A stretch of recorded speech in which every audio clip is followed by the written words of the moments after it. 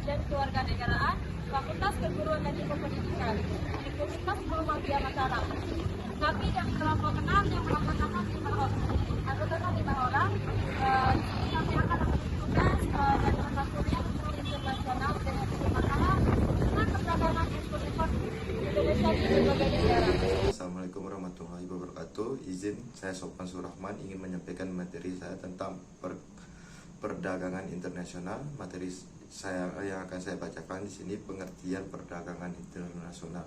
Perdagangan internasional adalah perdagangan yang dilakukan oleh penduduk maupun perorangan atau perkelompok, baik itu pemerintah satu dalam wilayah ke wilayah lainnya, baik negara maupun pemerintah di luar wilayah. Perdagangan adalah transaksi jasa atau barang untuk memperoleh perpindahan hak milik dan kompensasi. Dalam perdagangan internasional ini mendapatkan 3 aspek yang dapat berkembang, yaitu dalam bidang politik, ekonomi, dan pendidikan. Perdagangan internasional ini dilakukan untuk menstabilitaskan semua bidang yang saya sebutkan tadi, seperti bidang politik, pendidikan, dan ekonomi.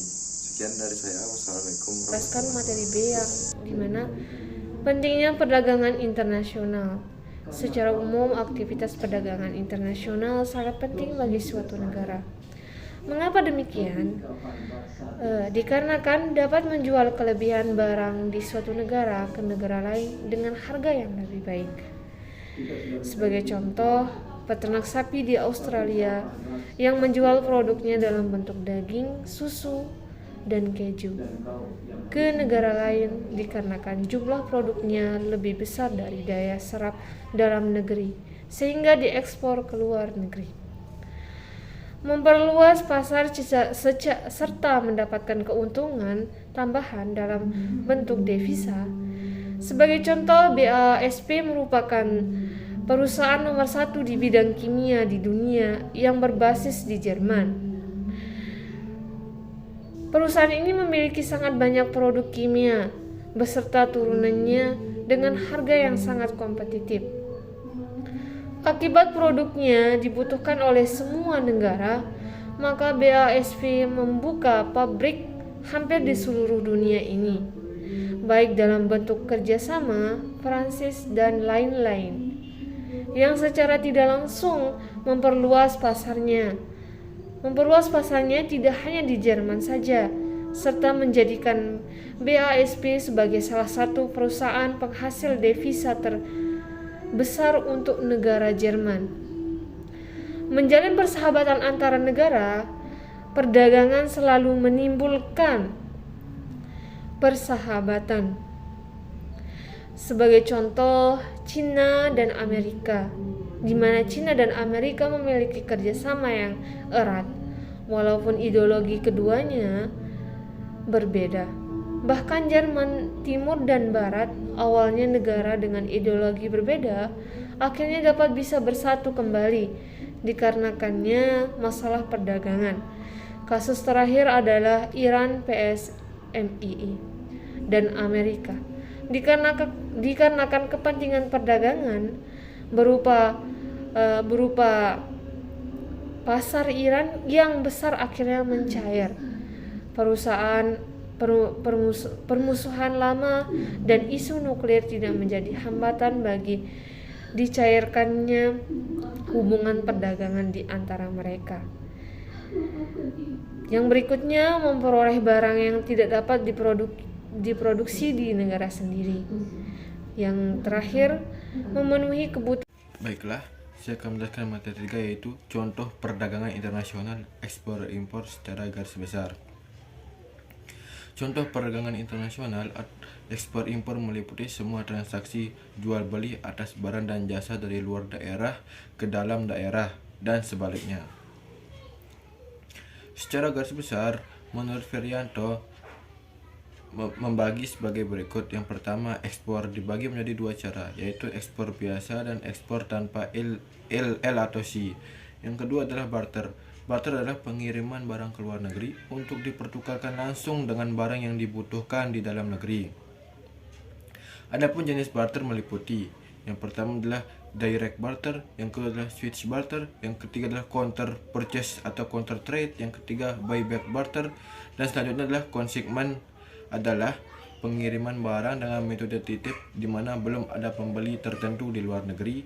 Penjualan barang di luar negeri dapat dilakukan melalui pasar bebas atau free market, atau juga bisa disebut dengan bursa dagang, dengan cara lelang.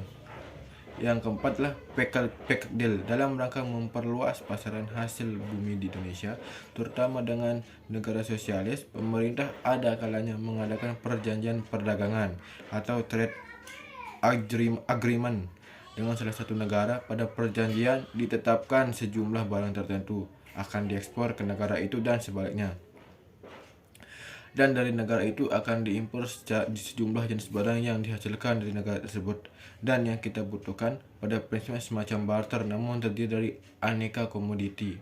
Dan yang terakhir adalah smuggling atau penyelundupan, adalah setiap usaha yang bertujuan untuk memindahkan kekayaan dari satu negara ke negara lain tanpa memenuhi ketentuan yang berlaku. Ini sifatnya ilegal ya.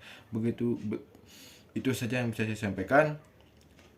Kurang lebihnya mohon dimaafkan. Baik, di sini saya akan menjelaskan materi terkait dengan penerapan K3 di bidang ekspor dan impor. Kesehatan, keselamatan, dan keamanan kerja, biasa disingkat dengan K3, adalah suatu usaha untuk mempergunakan kerjasama, saling pengertian, dan partisipasi efektif dari pengusaha dan tenaga kerja dalam tempat-tempat untuk melaksanakan tugas dan tanggung jawab di bidang kesehatan, keselamatan, dan keamanan kerja dalam rangka melancarkan usaha produksi. Sekian dari materi saya. Wassalamualaikum warahmatullahi wabarakatuh. Bismillahirrahmanirrahim. Assalamualaikum warahmatullahi wabarakatuh. Di sini saya akan menjelaskan materi yang yaitu hubungan kerjasama perdagangan Indonesia internasional dengan berbagai negara. Indonesia dan Arab Saudi memiliki hubungan bilateral di bidang ekonomi yang telah terjalin dengan baik. Nilai perdagangan Indonesia Arab Saudi tercatat sebesar USD 5,5 miliar pada tahun 2021.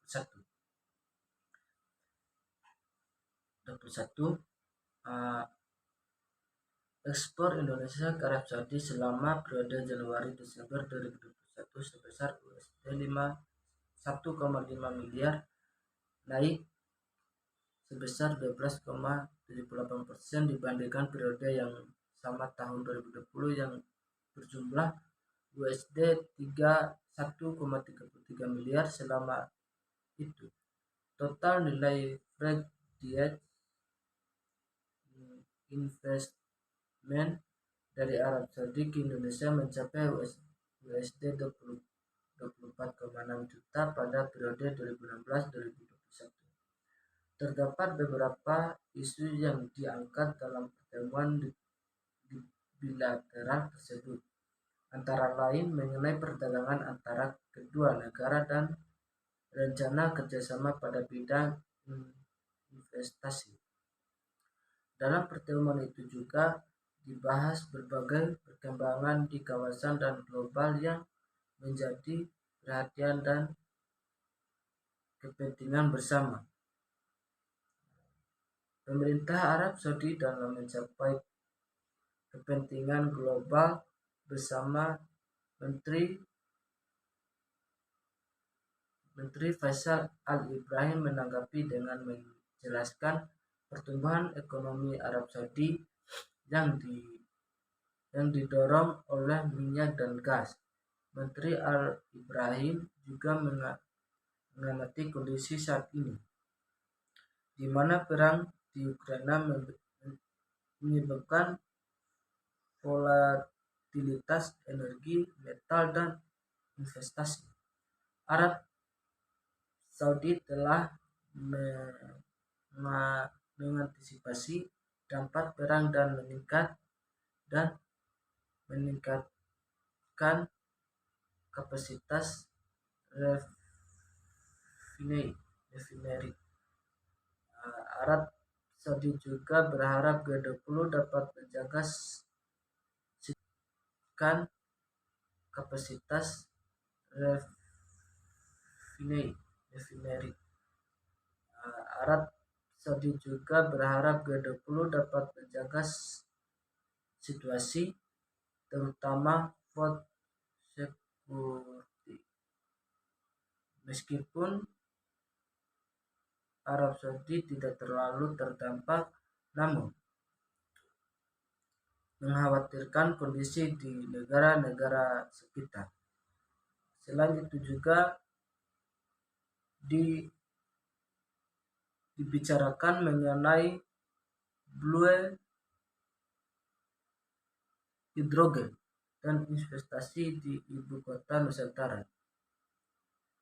Menteri Ali Ibrahim menyampaikan bahwa saat ini Arab Saudi juga sedang mengembangkan kota-kota dengan membangun berbagai infrastruktur. Arab Saudi berminat untuk bekerja sama dalam penyediaan tenaga kerja terampil di bidang teknologi informasi di Arab Saudi.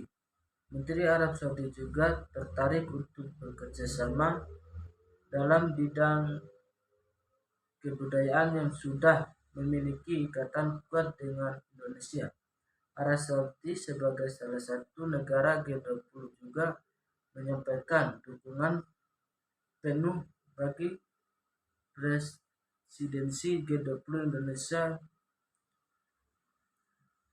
Menko Airlangga juga menyampaikan harapannya agar Arab Saudi berpartisipasi dalam pertemuan tingkat Menteri Pembangunan G20. Turut hadir dalam pertemuan ini mendampingi Marco Airlangga adalah Menteri Perindustrian Agus Gunawan